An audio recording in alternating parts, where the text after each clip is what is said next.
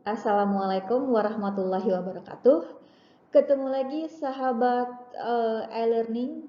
Kita hari ini akan membahas ya tentang Internet of Things ya. Jadi kuliah ini khusus untuk anak-anak Ibu jurusan Teknik Elektronika D3F MIPA.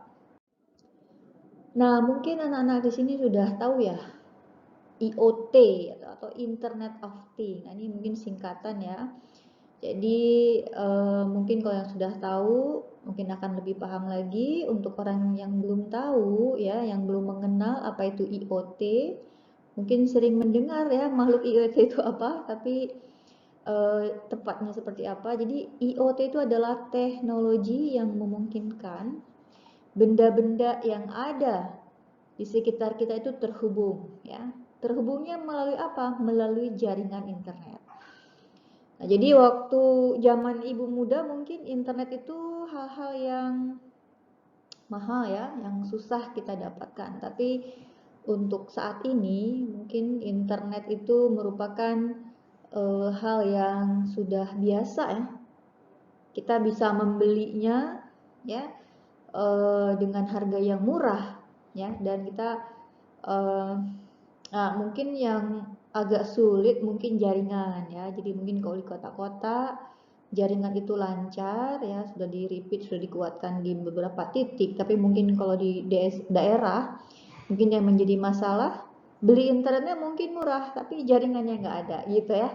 Nah, teknologi yang ditemukan oleh Kevin Ashton pada tahun 1999 dan saat ini sudah lebih berkembang lagi ya. Mungkin produk yang awal dari IoT ini adalah GPS atau Global Positioning System. Jadi waktu dulu itu mungkin biasanya mungkin bidang militer ya, orang militer menggunakan GPS. Jadi dimanapun berada itu akan dipantau oleh satelit nanti ya. Jadi akan ketemu di mana titiknya. Nah, jadi seperti itu tentang IoT. Nah, saat ini Ibu akan mencoba mengenalkan ya IoT apa saja ya yang ada di eh, sekitar kita ya. Baik, nah ini contohnya adalah smart city ya, IoT pada smart city. Nah, mungkin ini adalah IoT yang dikenal saat ini ya, itu adalah informasi banjir online. Nah, ini mungkin sudah coba diterapkan di Jakarta mungkin ya, di Jakarta sudah mulai dipakai. Nah, di sini kita lihat IoT ini bisa memantau dari kejauhan apa yang terjadi di sekitar selama sensornya dipasang ya. Nah, jadi nanti ada aplikasi yang juga dirangkai ya. Jadi selain mengandalkan laporan warga, juga kita simpan sensor-sensor ya. Sensor-sensor banjir yang ada untuk mengukur ketinggian secara real time. Nah, mungkin ini adalah gabungan ya, gabungan dari elektronika, instrumentasi, lalu dengan informasi atau informatika. Nanti orang elektronika mungkin dia akan memasang sensor-sensor dengan keperluan tertentu ya. Untuk di sini mungkin melihat ketinggian air ya, sudah setinggi mana. Lalu setelah diukur, kita tidak payah melihat harus di lokasi, kita kirimkan datanya melalui server. Nah, nanti dari situ bisa langsung dieksekusi atau disebarkan melalui bantuan internet. Nah, seperti itu ya. Jadi ini contoh smart city-nya. Ini ada daerah kotanya, dan di sini RW pun informasinya juga sudah ada. Lalu di sini diinformasikan mana ya ketinggiannya sudah cukup parah ya. Di sini Cengkareng, kita lihat sekitar 22 cm. Nah, di sini juga sudah dilengkapi dengan peta ya. Lalu ada foto-fotonya sekaligus ya, mungkin di capture, dikirim, di capture, dikirimkan, seperti itu ya. Nah, ini fitur-fiturnya ya. Yang tadi itu adalah report, lalu ada pintu air ketika diklik, lalu di sini sensornya membaca berapa ketinggiannya ya. Manggarai udah sangat tinggi, lalu kita bisa melihat ada grafik yang ditayangkan di sini. Karena mungkin kalau membaca angka seperti ini cukup susah ya, tapi kalau kita membaca grafik seperti ini mungkin akan lebih mudah Jadi oh ini peaknya sekitar 190 pada jam-jam tertentu. Nah, ini sangat bermanfaat. Untuk orang elektronika ya, teknik elektronika ini mudah. Kita hanya tinggal simpan sensor saja. Nah, mungkin nanti teknologi selanjutnya itu adalah bagaimana mengirimkannya dalam bidang internet tadi ya, mengirimkan melalui internet. Nah, mungkin nanti yang lebih pengembangan lainnya lagi yang mungkin itu bukan bidang elektronika, bagaimana mengumpulkan data yang sebanyak ini. Ini namanya kan data mining ya. Jadi tambang data ini akan setiap detiknya itu akan banyak data. Bayangkan sebuah tempat ya, kita bayangkan sebuah tempat misalnya apa, gelas ataupun botol, kalau dia terisi sampai penuh maka akan melebar. Kalau misalnya sudah tidak mencukupi lagi maka akan keluar. Ya. Istilahnya nanti datanya akan merusak mungkin tempatnya tersebut. Nah itu harus dipikirkan data-data sebanyak itu. Nah itu mungkin kerjaan dari yang lainnya. Tapi di sini mungkin untuk anak-anak teknik elektronika khususnya mungkin bisa mencoba ya bagaimana kita mengirimkan data melalui internet tadi atau menggunakan IoT ini ya. Nah di sini salah satu instrumen yang kita gunakan atau alat hardware-nya itu adalah Node MCU ya, ESP8266. Nah, ini modul yang bisa kita pakai langsung bersama nanti ke jaringan Android ya. Nah seperti itu. Dan nanti kita nanti akan menggunakan ISP ini sebagai WiFi modul. Jadi nanti dia hubungannya dengan WiFi bukan dengan GPS ya. Nanti kalau GPS nanti atau dengan data 3G gitu ya atau data-data kita bisa menggunakan jaringan nomor di telepon. Nah, biasa seperti itu ya. Nah, nanti di sini ada softwarenya, biasa menggunakan platform namanya Blink ya. Nah, jadi Blink ini bisa untuk iOS, bisa juga untuk Android. Jadi nanti kita bisa sematkan. Nah, ini untuk mengendalikan modul yang sudah kita buat tadi ya. Baik kita bisa menggunakan Arduino atau ESP, Node MCU atau juga bisa menggunakan Raspberry dan yang lainnya ya. Nah, ini salah satu testing ya. Jadi kita coba ini sensornya, water level sensornya di sini. Kalau misalnya nanti sudah terkena air, maka dia akan dikirimkan sinyalnya ya. Mungkin kita hubungkan juga dengan lampunya. Lalu informasinya kita kirimkan ke internet ya, ke server seperti itu. Jadi secara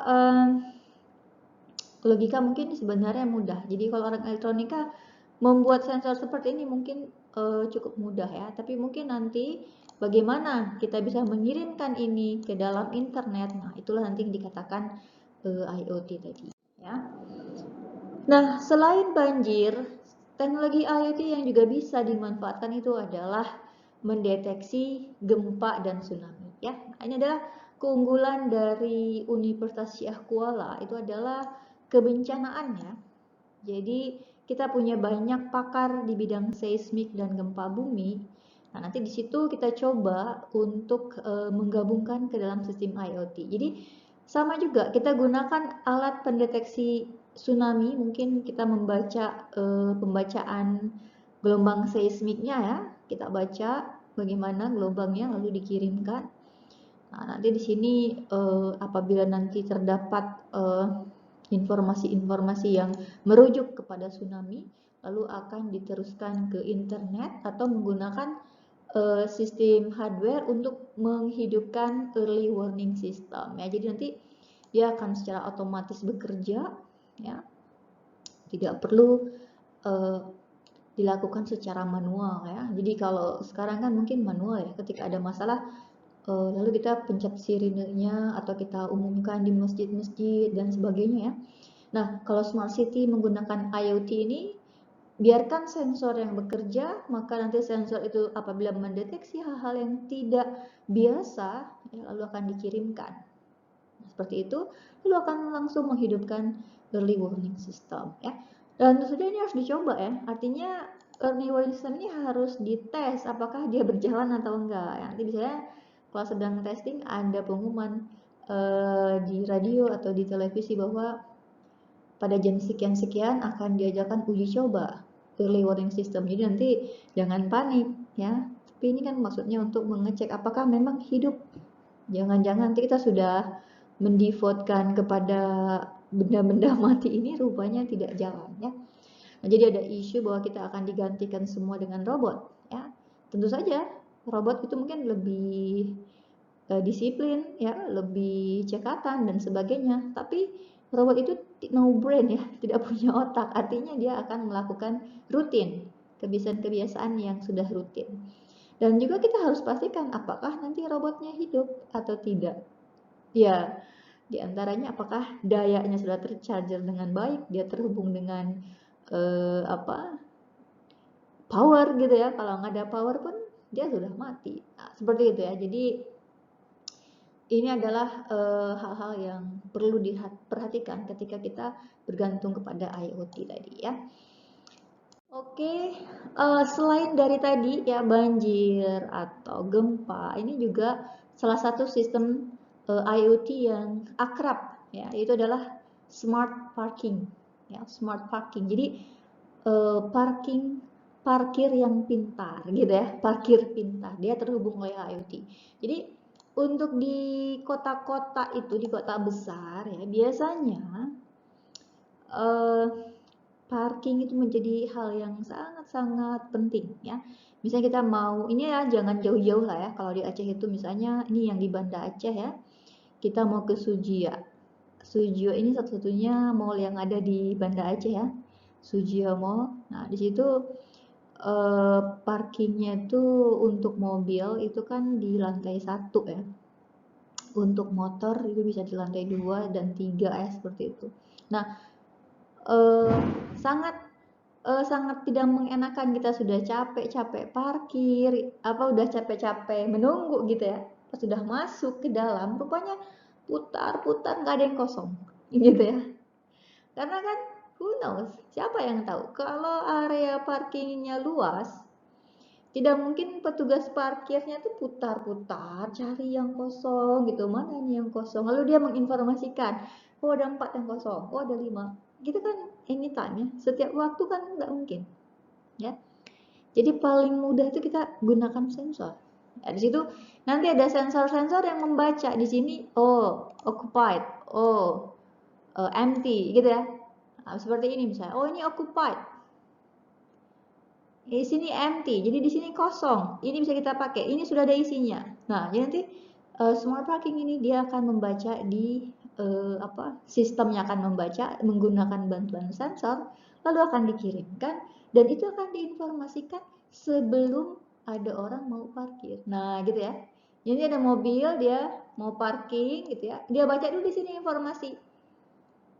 Dan ketika di sini dibaca yang kosong 3 lagi gitu kan, artinya pas dia lihat dia antrian kedua, oh berarti masuk gitu ya. Nah, waktu dia mau masuk dan parking. Tapi kalau tidak ada informasi ini kan, dia mungkin masuk dulu lalu dia putar oh kosong, nggak ada yang kosong, balik lagi dia baru keluar gitu ya. Nah, ini cukup mudah ya, kalau elektronika cukup mudah, dia tinggal menggunakan sensor, diantaranya menggunakan sensor ultrasound ya, itu adalah sensor suara ya, membaca gelombang ultrasonik dipantulkan, lalu dia baca ulang, apakah nanti pantulannya itu cepat atau lambat, itu menunjukkan ada sesuatu. Nah, seperti itu ya. Atau menggunakan fotodiode, jadi nanti ada sinar yang selalu ada laser misalnya ya, lalu dibaca. Kalau misalnya lasernya tidak sampai, berarti ada sesuatu. Atau infrared dan macam-macam ya. Nah, itu mungkin pekerjaan orang teknik elektronika itu di situ ya, membuat sensornya. Setelah itu menyambungkannya ke server ya. Itu menjadi IoT-nya. Nah, di sini salah satu komunikasi yang bisa digunakan itu menggunakan NFC. Nah, waktu kuliah yang lalu ada seorang mahasiswa yang bertanya ya, Bu, bagaimana dengan NFC gitu ya? Nah, waktu itu NFC itu apakah juga dia salah satu apa bedanya, apakah dia juga sistem data juga seperti Bluetooth, di mana apakah posisinya, nah seperti itu ya. Nah, jadi NFC itu kan singkatan dari Near Field Communication. Jadi dia komunikasi dengan jarak yang sangat-sangat dekat, ya, sangat-sangat dekat. Dia menggunakan frekuensi 13,56, kecepatannya 424 kilobyte per second, dan di sini jaraknya itu hanya beberapa senti saja, gitu ya. Jadi dengan beberapa senti ini nanti biasanya keamanannya lebih terjamin, gitu ya. Nah, di sini ini ada skematiknya ya. Nah, di sini saya menggunakan NFC di smartphone, ini ada penggunanya. Lalu di sini dia sensing menggunakan email ya, request lalu respon dihubungkan ke internet. Nah, di sini pengguna melakukan tap ke NFC reader. Nah, nanti dia akan mendapatkan respon misalnya ke Google Map ya, atau ke web server seperti itu ya. Nah, ini ada banyak web servernya. Jadi NFC ini merupakan lanjutan dari teknologi RFID, Radio Frequency Identification ya. Jadi merupakan kombinasi dari smart card dan reader. Di sini lebih aman karena jarak komunikasinya pendek ya. Jadi kalau pendek itu tidak bisa disalahgunakan oleh orang-orang pihak tertentu ya. Kalau Bluetooth kan masih lumayan jauh jaraknya ya.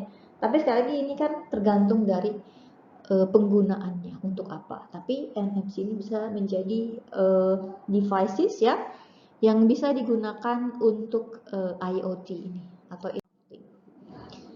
Oke, nah jadi salah satu tadi ya NFC tadi aplikasinya di sini ada namanya Jakarta One Card gitu ya. Kartu pintar. Nah, jadi dia bisa berfungsi sebagai eKTP ya. Bisa sebagai alat pembayaran ketika berbelanja atau kartu BPJS ya.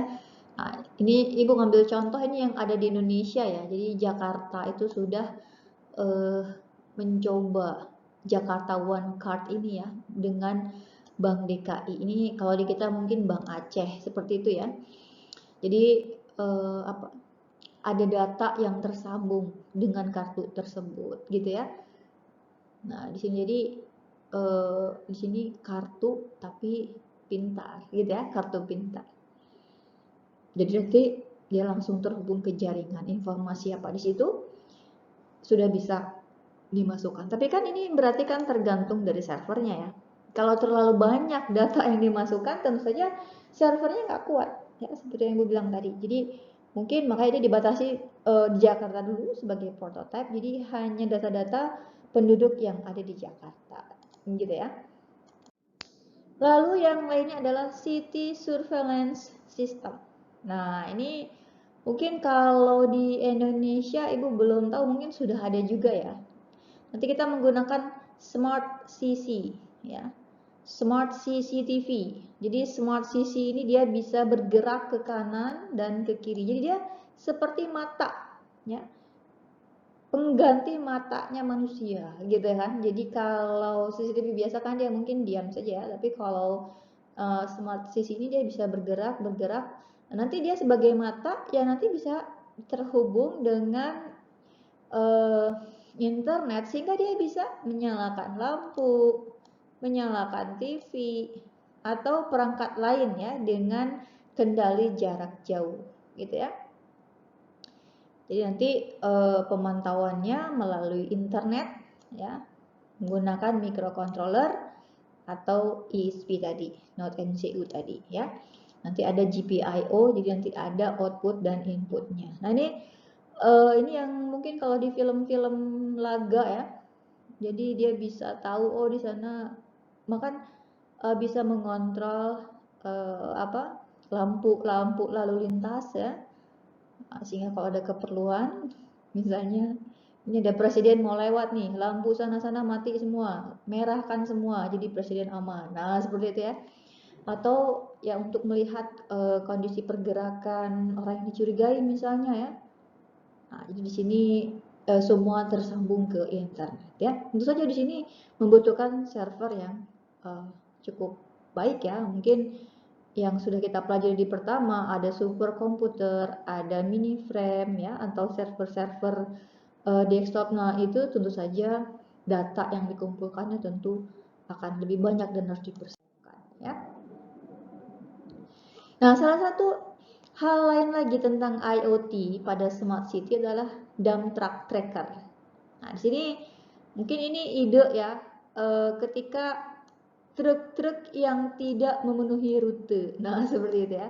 Jadi harusnya truk ini rutenya ke sini sini sini, tapi rupanya dipakai untuk keperluan pribadi. Nah, kalau kita tidak memperdulikan untung ruginya, misalnya ya itu gak ada masalah gitu. Tapi kalau perusahaan tersebut memang sangat bergantung, karena nanti mungkin bensin dan sebagainya, ganti oli dan sebagainya kan itu tanggung jawab perusahaan tersebut, sehingga perlu untuk dimonitor. Nah, itu kita simpan saja GPS di setiap truk, lalu dia akan terpantau selama 24 jam gitu ya, sehingga bisa tahu apakah pekerja tersebut bekerjanya dengan baik atau terjadi penyalahgunaan ya.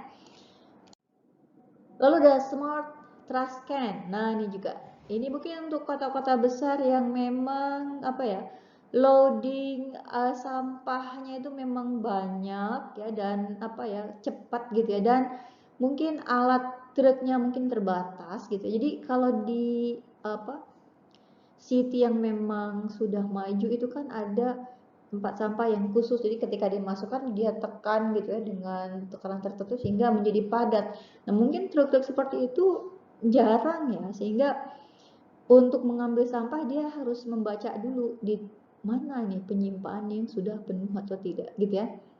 Nah, ini mungkin ide untuk kota metropolitan mungkin ya, sehingga bisa lebih efisien lagi ya.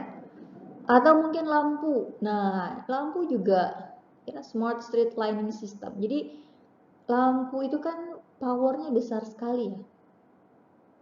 Nah, jadi kalau misalnya kita pasang lampu jalan yang mahal dan powernya besar dan keberadaannya krusial, jadi kalau dia sudah harus diganti itu kan repot kalau petugas itu harus mengecek ya setiap rute.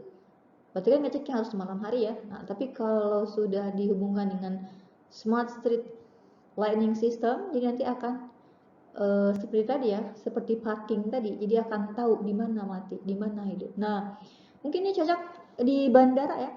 Bandara itu kan luas ya. Ini mungkin untuk landasannya ya, landasan pesawat. Nah, ya. Itu landasan pesawat itu kan kadang dia datang malam. Nah, ini kan lampu-lampu di sini sangat krusial ya. Jangan sampai dia putus. Nah, kalau kita ingin mengecek dia putus atau enggak kan biasanya mungkin harus malam gitu ya. Dan mungkin kalau misalnya petugasnya harus keliling gitu ya, mungkin itu memakan waktu dan kadang-kadang mungkin tidak tahu. Nah, kalau kita tahu di Soekarno-Hatta ya di Jakarta itu kan bandaranya luas sekali ya. Beda dengan di kita di Iskandar Muda di sini mungkin bisa nampak lah dengan sedikit nggak terlalu effortnya besar. Tapi kalau sudah luas itu kan, nah ketika mati lampu, itu kan berbahaya untuk keselamatan gitu ya. Nah, sehingga mungkin perlu dirancang sebuah smart street lighting system. Begitu juga mungkin CCTV-nya ya terhubung dengan internet sehingga bisa membaca lingkungan ya, seperti polisi yang bersih gitu ya. Nah, ini yang mungkin sudah dikembangkan, ini ada D-Link, ini mungkin sudah dipasarkan ya. Jadi ini bisa juga nih dibuat ya, mungkin kalian untuk proyek akhir nanti ya 2 tahun ke depan. Mungkin kalian sudah dari sekarang, kalau D3 ini kan memang tidak lama ya. Sekolahnya itu cuman 3 tahun. Jadi mungkin dari sekarang sudah mulai dipikirkan nih proyek akhir saya nanti seperti apa gitu ya. Nah, ini ada juga mahasiswa kami ini yang mencoba merancang lampu pintar misalnya. Jadi lampu pintar itu adalah lampu yang bisa dihidupkan ya. Kalau bagusnya seperti ini sudah banyak yang sudah dihubungkan, tapi satu saja kita bisa, maka yang lain itu akan mudah karena itu akan tergantung dari budgetnya ya, karena kan kalau sudah banyak terhubungkan berarti budget yang dikeluarkan lebih banyak. Tapi kalau kita sudah bisa menghubungkan satu, maka yang lainnya mungkin akan lebih mudah lagi, gitu ya. Jadi idenya seperti apa? Jadi kita hanya menggunakan internet dan telepon ya untuk menghidupkan dan mematikan devices-devices yang ada di rumah, gitu ya, dengan bantuan IoT tadi ya, Internet of Things tadi.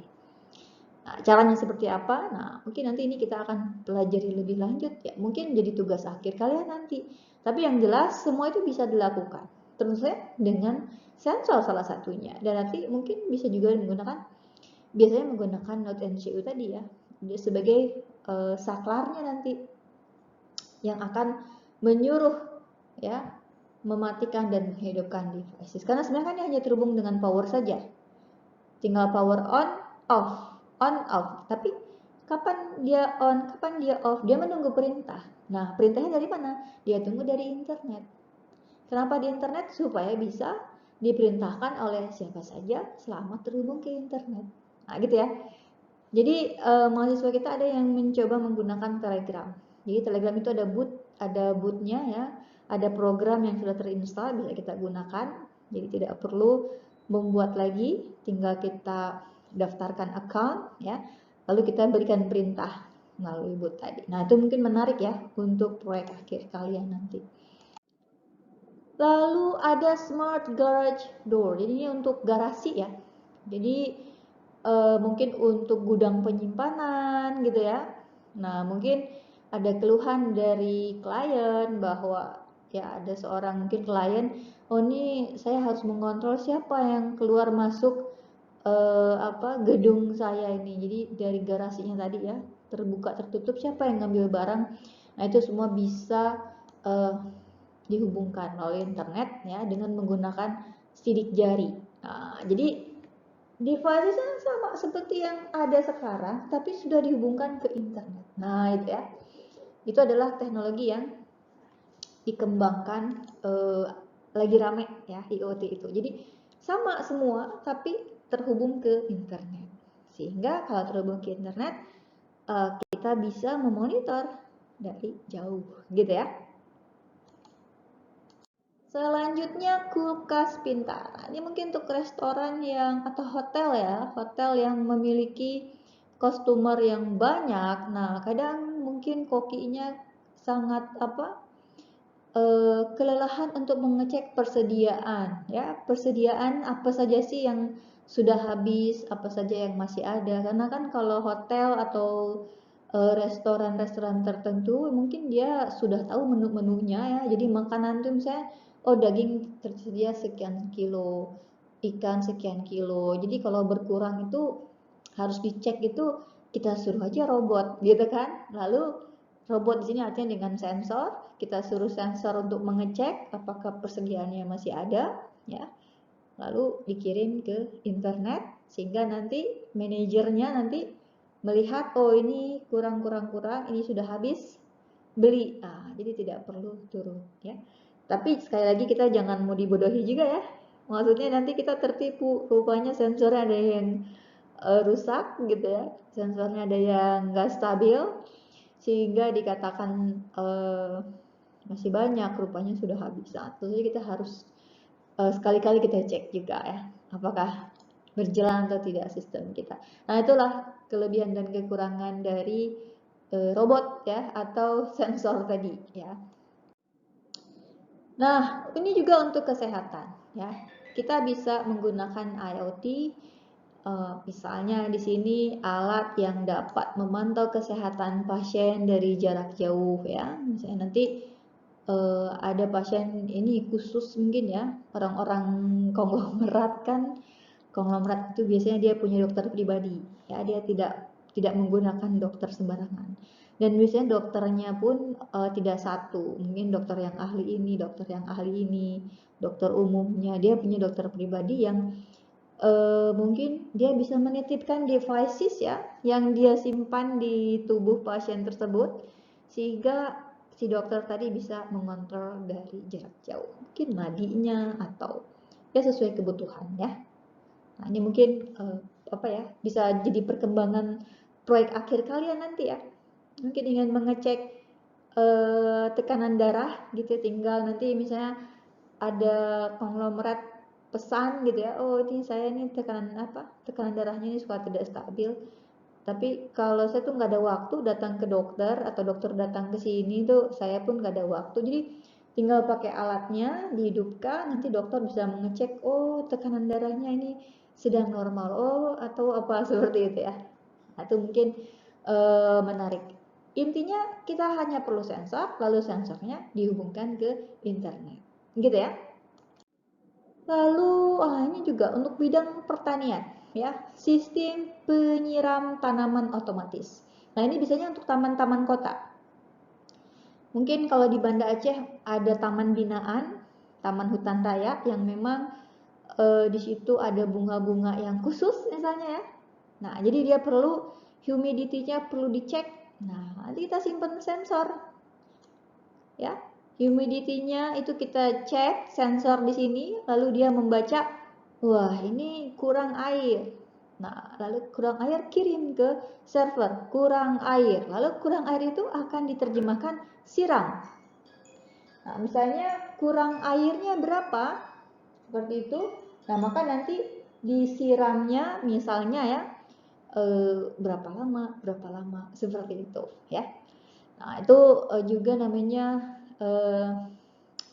smart farmer ya, ini smart irrigation system. Ini mudah ya, mungkin kalian nanti bisa juga buat untuk tugas akhir menyiram secara otomatis. Bahkan menyiramnya pun kalian pakai irama gitu. Jadi nanti seperti air mancur. Nah, ini mungkin menarik ya.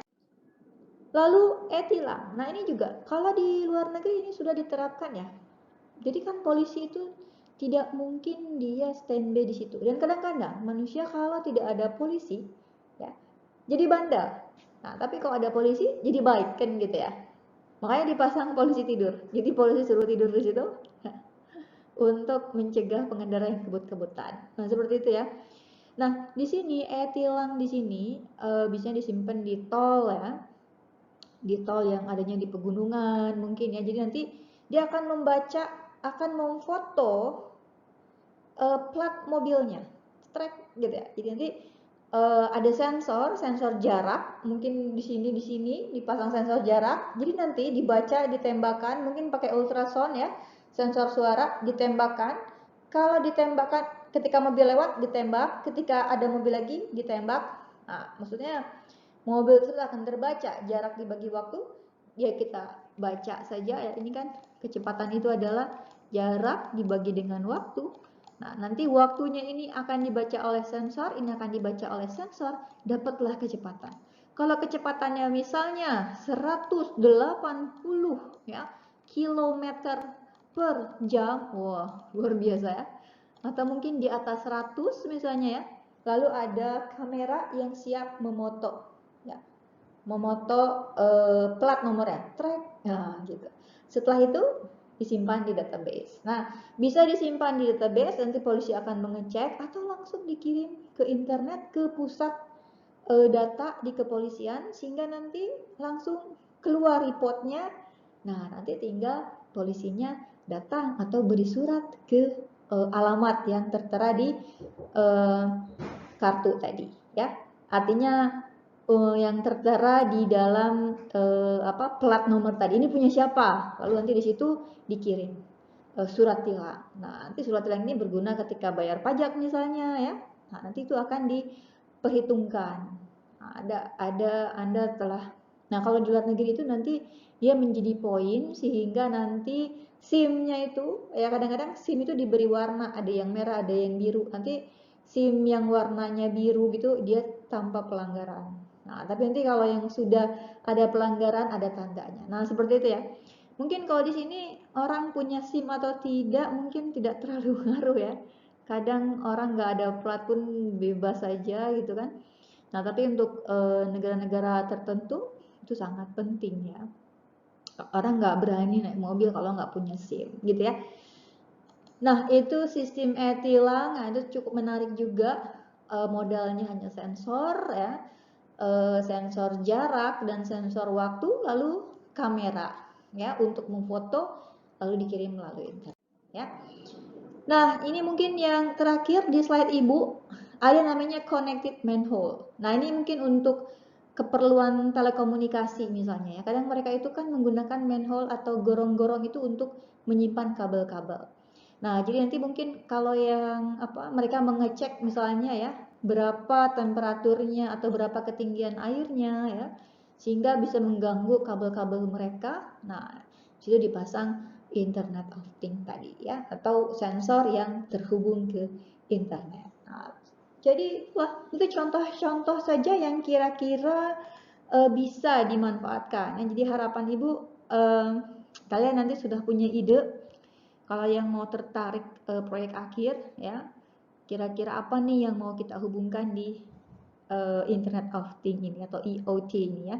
Nah, mungkin untuk orang teknik elektronika minimal dia bisa mengoperasikan sensor dan mereka bisa membaca kebutuhan menggunakan sensor lalu mengirimkannya melalui internet ya. Seperti itu ya. Nah, dengan begitu saja kalau sudah bisa mungkin bisa dikembangkan nanti ke hal-hal yang lain lagi yang lebih kompleks ya. Oke, mungkin itu saja kuliah kita hari ini dan Ibu harap kalian membuat resume ya. Sebagai bukti kalian sudah menonton ya kuliah kita. Jadi kuliah ini kuliah pengganti karena Ibu tidak bisa masuk secara langsung ya. Kegiatan hari Rabu itu sangat padat. Sehingga ya, tapi tidak apa-apa. Yang penting apa yang ingin Ibu sampaikan bisa tersampaikan ya. Sekian dari Ibu. Wassalamualaikum warahmatullahi wabarakatuh.